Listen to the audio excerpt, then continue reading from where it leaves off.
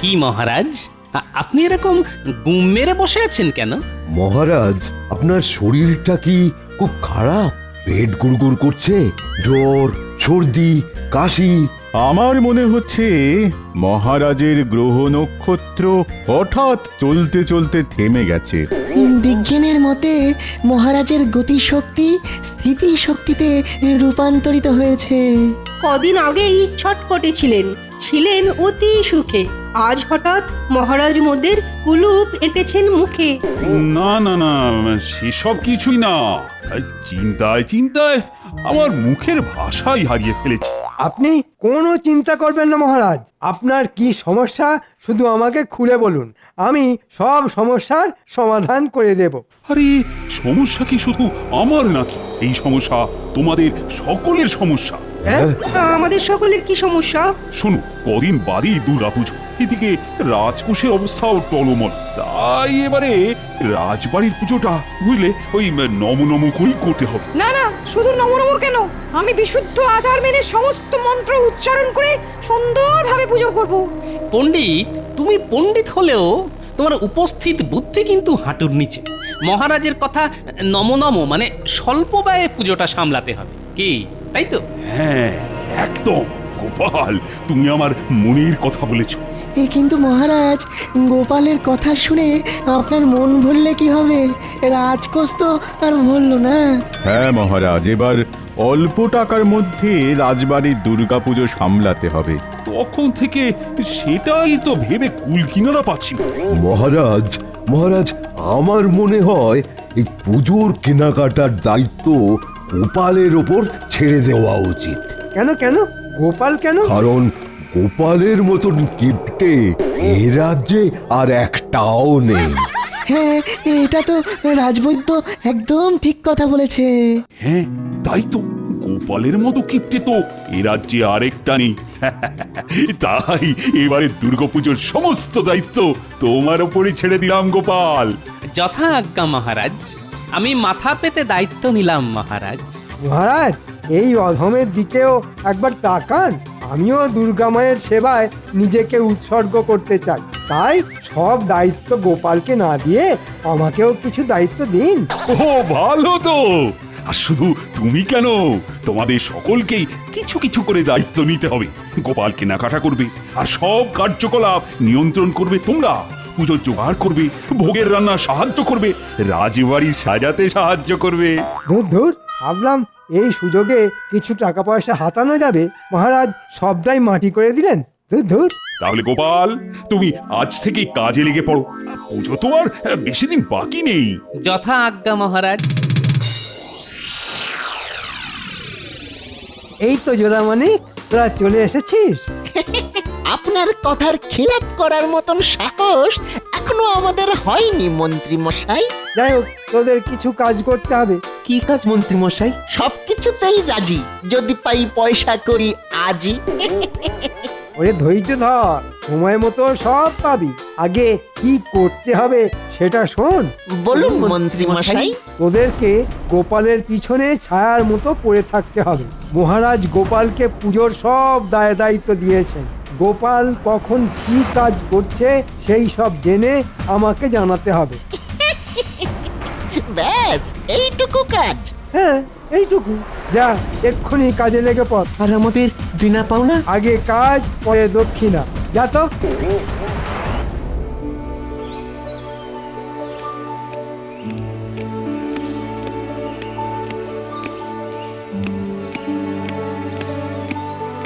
কি হরি, কি খবর? এই তো গোপাল দাদা, মায়ের প্রতিমা তৈরি। কালকে শুধু প্রতিমা রং করব আর কি। শোনো, এই টাকা কটা রাখো, যা প্রয়োজন হবে তুমি শুধু আমাকে বল। এবারে মহারাজ আমাকে দুর্গাপুজো পরিচালনা করার সমস্ত দায়িত্ব দিয়েছেন। আচ্ছা গোপাল দাদা। আমি আবার কালকে সকালে আসব। এখন যাই, একটু মহারাজের সাথে কথা বলতে হবে।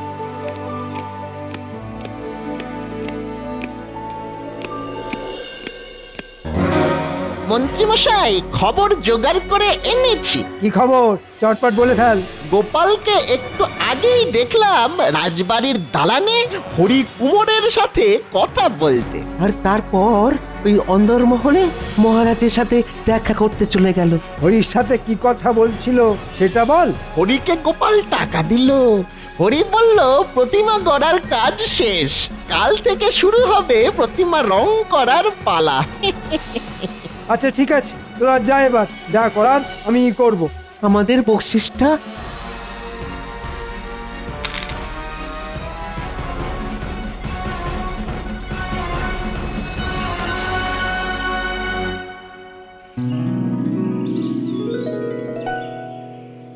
কি হরি, মায়ের মূর্তি গড়ার কাজ কত দূর? এই তো রানীমা, হয়ে এসেছে, শুধু চোখ মুখ আঁকা বাকি। আচ্ছা ঠিক আছে ঠিক আছে, সকালে কিছু খেয়েছো? না রানীমা, এখনো কিচ্ছু খাওয়া হয়নি, বাড়ি গিয়ে খাবো। তুমি আগে তাড়াতাড়ি এসে খেয়ে নাও। রাজবাড়িতে কেউ অভুক্ত থাকে না, সে মহারাজ হোক আর সামান্য কর্মচারী হোক। আচ্ছা রানীমা, এক্ষুনি আসছি। এই তো সুযোগ, এবার গোপালকে ঠিক চাপে ফেলা যাবে।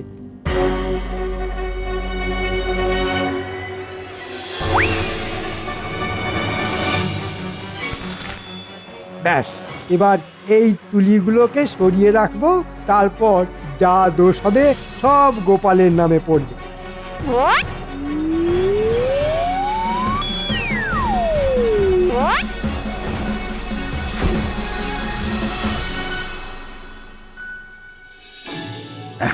রাজবাড়ির দুর্গাপুজোর কাজ বেশ জোর কদমে শুরু হয়ে গেছে।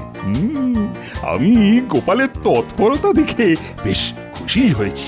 সে তো বুঝলাম মহারাজ, এবার আমাদের খুশি করার বন্দোবস্তটাও করুন। এই কদিন বাদেই পুজো শুরু হয়ে যাবে, কিন্তু এখনো পুজোর এবারের ভাতাটা পেলাম না। আরে পাবে পাবে, সব পাবে, একটু ধৈর্য ধরো না বিজ্ঞানী।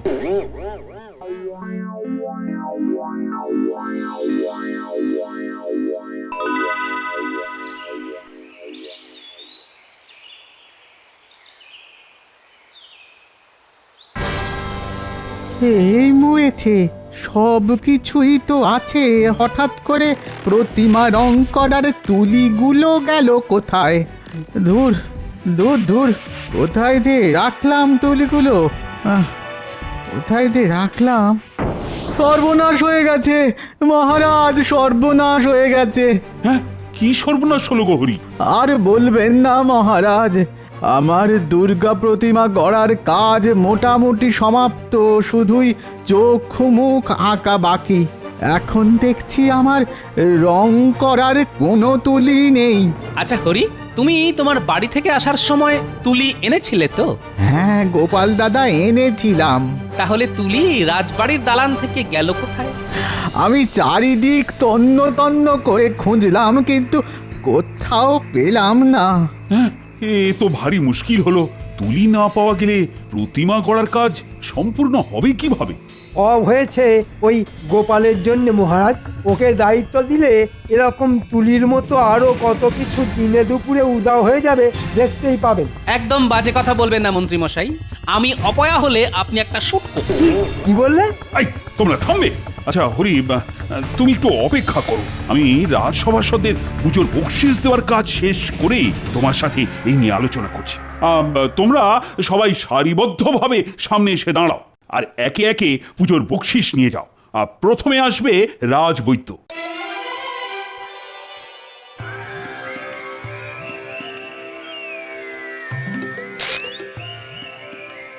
ধন্যবাদ মহারাজ। এরপর বিজ্ঞানী।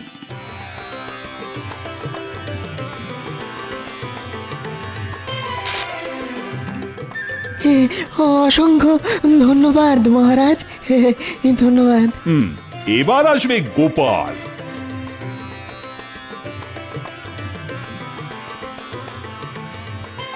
ধন্যবাদ মহারাজ। মন্ত্রী এগিয়ে এসো। এ কি মন্ত্রী, তোমার হাতে রং লাগলো কোথা থেকে? এই মরেছে, তুলিগুলো সরানোর পরে হাত ধুতে ভুলে গেছি। কি হলো মন্ত্রী মশাই, চুপ করে আছেন কেন? বলুন, আপনার হাতে রং এলো কোথা থেকে? হ্যাঁ মন্ত্রী বলো। আগে না মানে কিছু না মহারাজ। আচ্ছা হরি, তুমি একটু এদিকে এসে দেখো তো রংটা চেনা চেনা লাগছে কিনা। হ্যাঁ হ্যাঁ, এই নীল রং দিয়েই তো আমি কার্তিকের ময়ূর রং করেছি। হ্যাঁ, তাহলে তো দেখছি হিসেবে একদম পরিষ্কার হয়ে গেল। তোমার তুলি উধাও হওয়ার রহস্যের কথা একমাত্র মন্ত্রীমশাই বলতে পারেন। মন্ত্রী আসলে মহারাজ, আমি চিত্রশিল্পের জন্য তুলিগুলো নিয়েছিলাম, ভেবেছিলাম পরে ফেরত দিয়ে দেব। যাও মন্ত্রী, তুলিগুলো যেখানে সরিয়ে রেখেছো সেখান থেকে নিয়ে এসো, নইলে তোমাকে আমি চিত্র বানিয়ে একেবারে দেওয়ালে টাঙিয়ে দেব। আচ্ছা মহারাজ, তোমায় আমি পরে দেখে নেব গোপাল।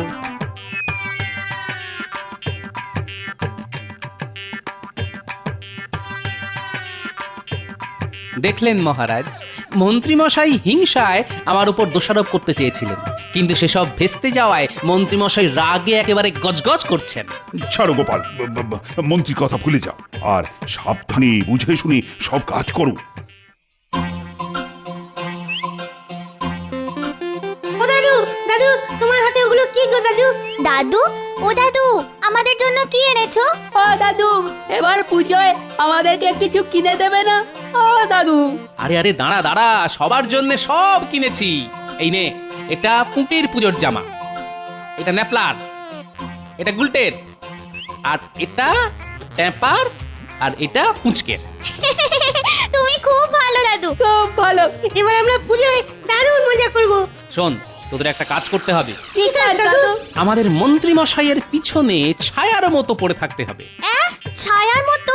হ্যাঁ, লুকিয়ে লুকিয়ে মন্ত্রীমশাই কখন কি ছলাকলা করছেন সব জানতে হবে। কেন দাদু? তোরা তো জানিস মন্ত্রীমশাই আমার উপর চিরকাল শুধু হিংসা করে এসেছে। এবারে মহারাজ আমাদের রাজবাড়ির দুর্গাপুজোর সমস্ত দায়িত্ব আমাকে দিয়েছেন, তাই ওনার হিংসা দ্বিগুণ হয়ে গেছে। তাই উনি চেষ্টা করছেন কলকাঠি নেড়ে আমাকে বিপদে ফেলার। আমরা থাকতে তোমার কোনো বিপদ হতে দেব না দাদু, তুমি নিশ্চিন্তে থাকতে পারো। সেই ভরসাতেই তো আছি রে। ঠিক আছে, এখন আমি চললাম। তোদের দিদা আবার আমার জন্য হয়তো ভাত পেড়ে বসে আছে। আসি রে।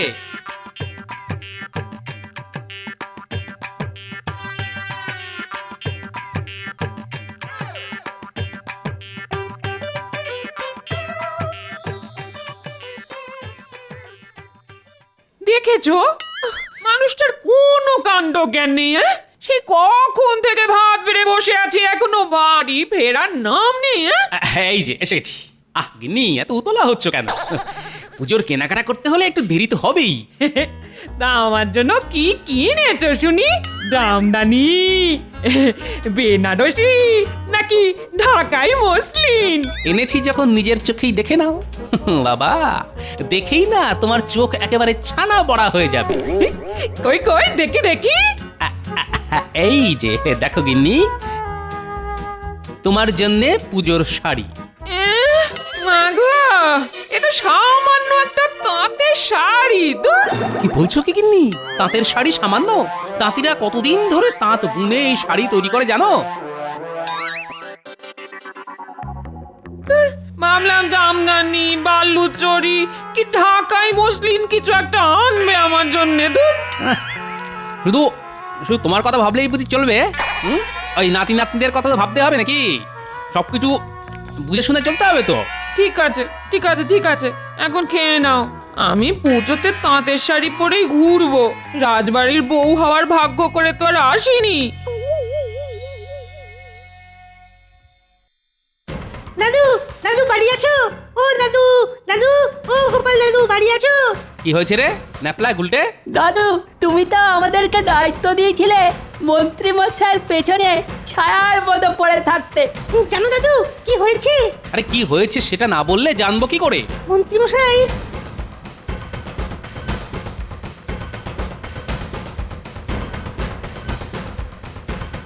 আচ্ছা, এই ব্যাপার। ঠিক আছে, আমিও দেখবো মন্ত্রীমশাইয়ের কত দূর দৌড়। উনি বুনো ওল হলে আমিও বাঘাতে তুল। একটা কথা ন্যাপলা গুলটে, তোরা যে এই কথাটা জানতে পেরেছিস সেটা একদম কাউকে জানতেও দিবি না, বুঝতেও দিবি না। আচ্ছা দাদু।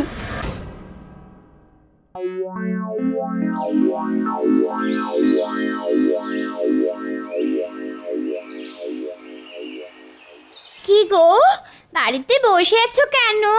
রাজবাড়িতে যাবে না? সপ্তমীর পুজো শুরু হয়ে যাবে তো। রাজবাড়িতে গিয়ে আজ আর কোনো লাভ হবে না। সকাল সকাল পুজোর দিনে কি সব আজে বাজে কথা বলছো বলো তো? চলো আমার সাথে এক্ষুনি রাজবাড়িতে চলো বলছি।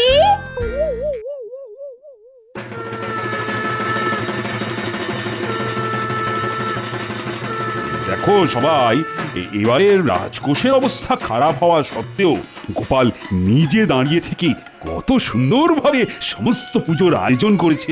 বাহ গোপাল বাহ। সবই তো বুঝলাম মহারাজ, সবাই এসে এখানে হাজির হয়েছে, কিন্তু পণ্ডিতের এখনো অবধি দেখা নেই। আর পণ্ডিত না আসলে পুজো শুরু হবেই বা কি করে? নবপত্রিকা পুজো, কলাবউ স্নান করানো। হ্যাঁ, ঠিকই তো বলেছ। পণ্ডিত না আসলে দুর্গাপুজোটা হবে কিভাবে? সত্যি তো, পণ্ডিত তো ভারী চিন্তায় ফেলে দিল। দেখলেন তো মহারাজ, গোপাল ডোবালো তো। পণ্ডিত না এলে পুরো পুজোটাই ভেস্তে যাবে। এ তো সত্যি খুব মুশকিল হলো। গোপাল, ও গোপাল, তুমি একবার পণ্ডিতের বাড়ি গিয়ে দেখে আসো না। মহারাজ একটু অপেক্ষা করুন, পণ্ডিত নিশ্চয়ই আসবে। আমি হলফ করে বলতে পারি আজ পণ্ডিত আসবে না। এ কি বলছেন মন্ত্রী মশাই? একবার দূরে তাকান, ওই দেখুন কে আসছে।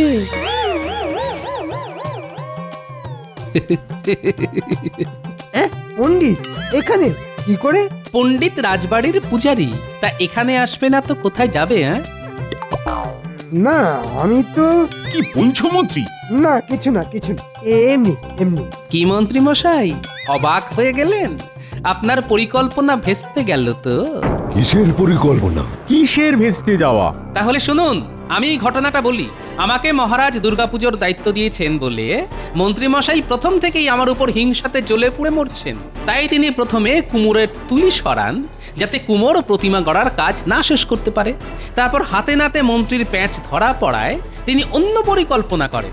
2-3 দিন আগে দুপুরবেলা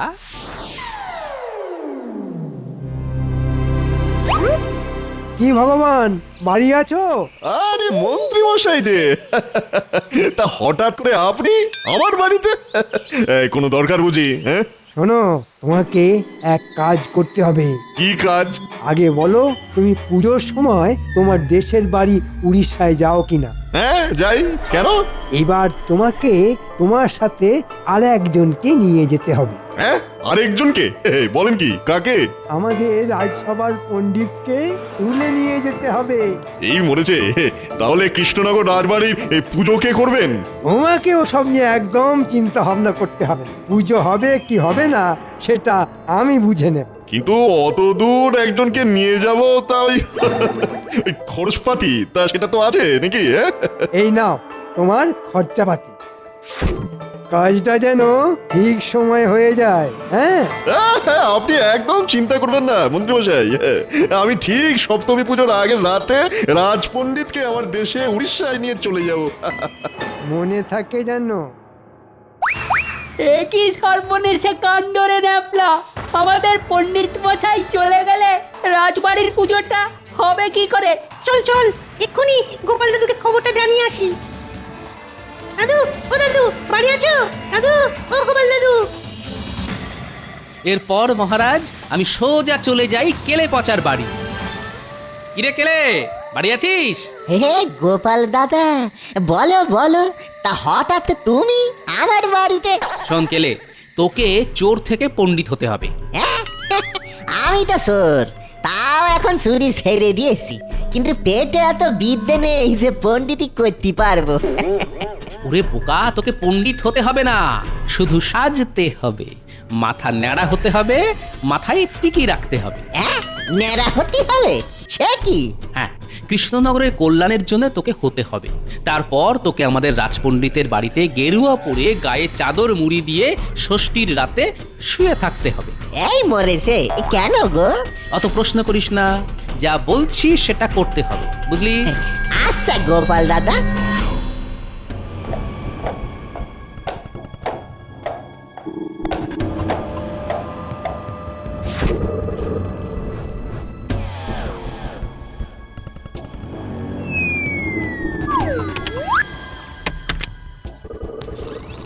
ওই তো এই পণ্ডিত চাদর মুড়ি দিয়ে শুয়ে আছে, এবার বেটাকে বেঁধে গরুর গাড়িতে তুললেই কাজ শেষ।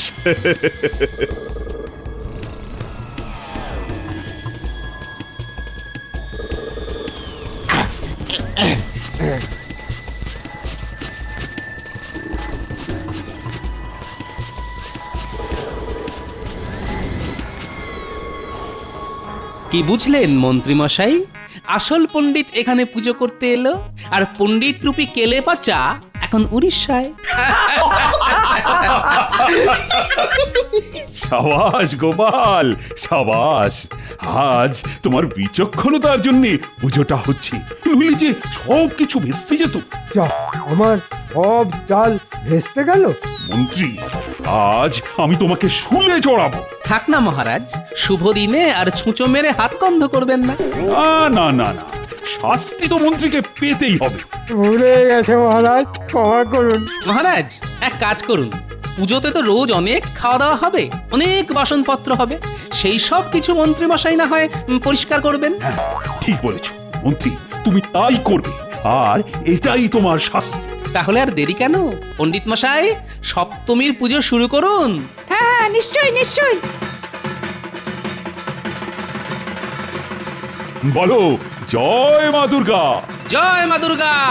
জয় মা দুর্গা।